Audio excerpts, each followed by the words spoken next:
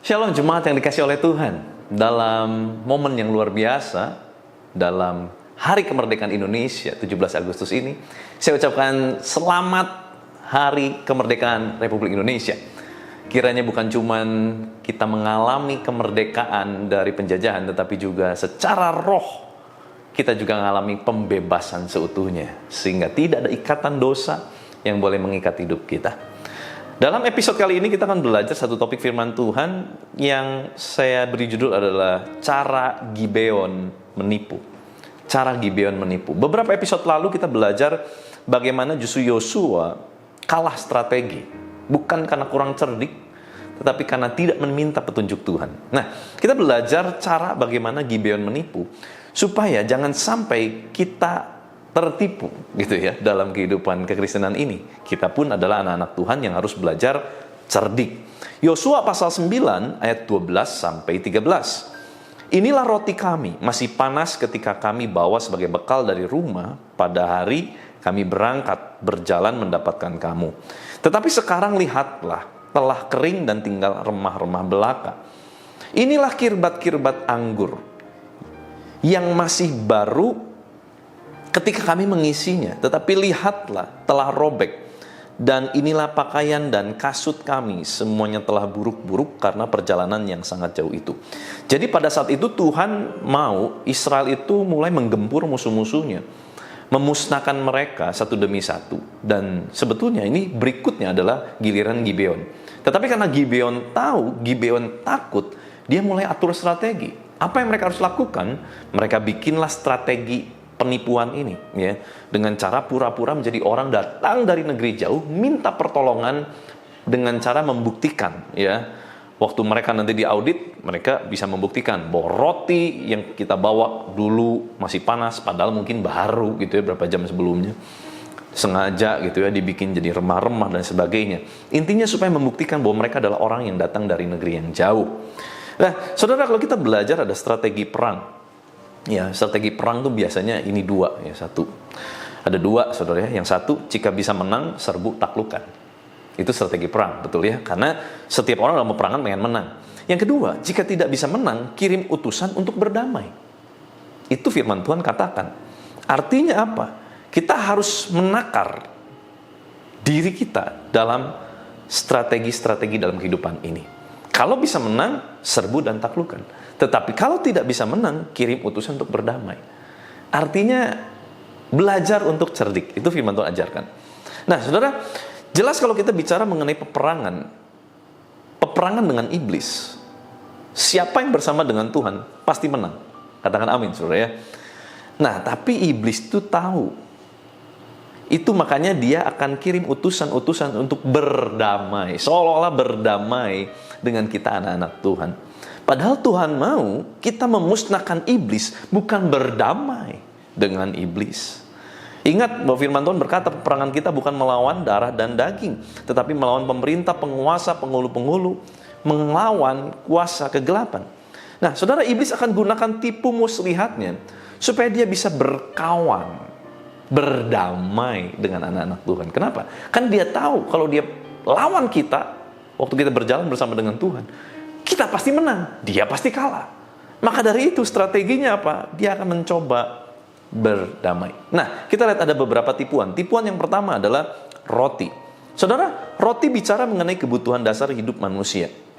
Sama seperti pertama kali yang iblis lakukan dalam pencobaan di padang gurun kepada Tuhan Yesus adalah mengubah batu menjadi roti. Jadi kembali muncul juga ini roti, saudara ya. Roti bicara mengenai kebutuhan dasar hidup.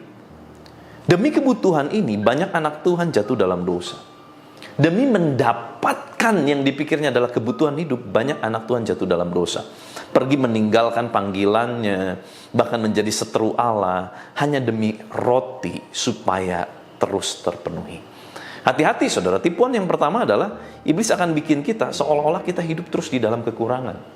Yang kita perlu cek adalah betul-betul kita apakah kurang, atau karena gaya hidup kita yang terus meningkat sehingga kita terus merasa kurang. Mari cek-recek.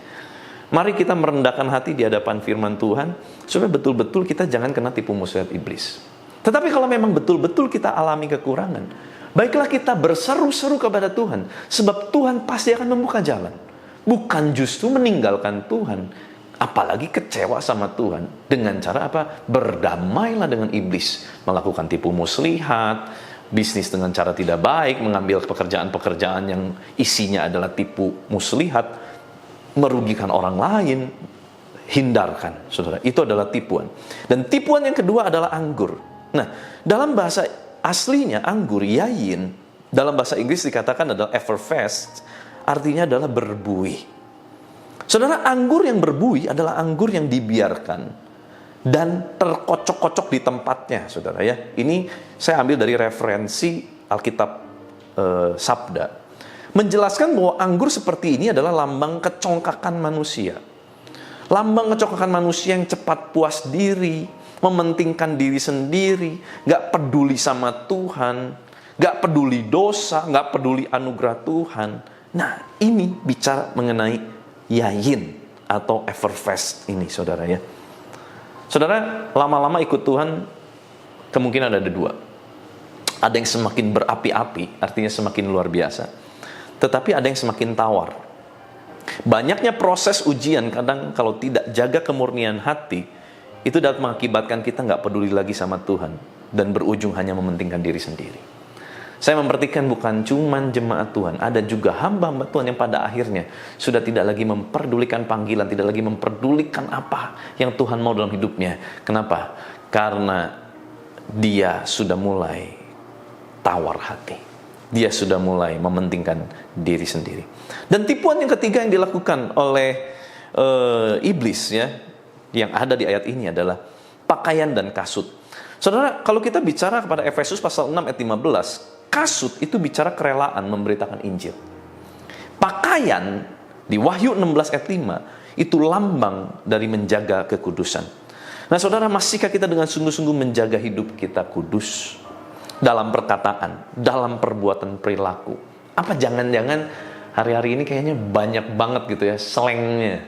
Saudara, hati-hati. Saudara anak Tuhan, saudara nggak boleh punya slang. Oh, apa kabar? Ya, slangnya gitu ya. Apa kabar, dol? Dodol, saudara.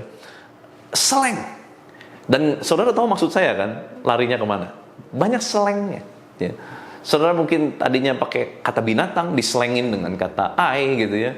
Yang harusnya dari ir jadi I, gitu ya, slang lah. Kita tahu maksudnya. Anak-anak Tuhan, kita harus jaga perkataan kita tetap kudus.